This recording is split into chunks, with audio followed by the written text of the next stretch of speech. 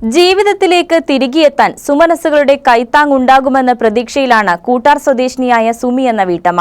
ഇരുവൃക്കകളും തകരാറിലായ സുമിയുടെ ശസ്ത്രക്രിയയ്ക്കായി 15 ലക്ഷത്തോളം രൂപയാണ് ആവശ്യമുള്ളത്.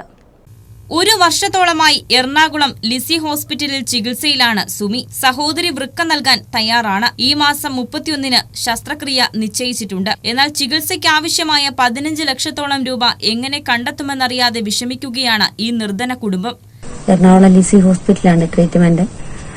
എന്റെ അനിയത്തി എനിക്ക് കിഡ്നി തരാമെന്ന് പറഞ്ഞിട്ടുണ്ട്. അതിന് 15 ലക്ഷത്തിലധികം രൂപ ചെലവ് വരുന്നുണ്ട്. അച്ഛൻ വയ്യാത്തതാണ്, അമ്മയും വയ്യാത്തതാണ്, പെങ്ങളും എല്ലാവരുടെയും ആശ്രയം എന്റെ ഭർത്താവാണ്. പക്ഷെ എനിക്കിപ്പോൾ വയ്യാത്തതുകൊണ്ട് ഭർത്താവിന് പണിക്ക് പോകാനും പറ്റുന്നില്ല. എനിക്ക് 2 കുഞ്ഞു മക്കളുമുണ്ട്. ഞാൻ ഓപ്പറേഷൻ ഈ വരുന്ന മാസം 31-ാം തീയതി, ജൂലൈ മാസം 31-ാം തീയതി ഓപ്പറേഷൻ പറഞ്ഞേക്കുവാണ്.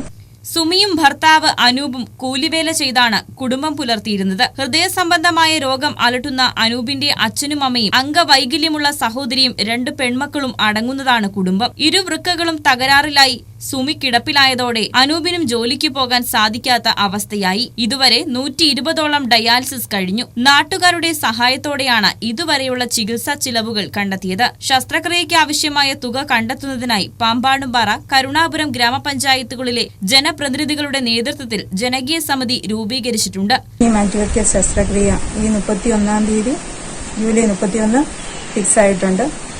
കുട്ടിക്ക് 15 ലക്ഷം രൂപയോളം ആവശ്യമാണ് സർജറിക്ക് വേണ്ടിയിട്ട്.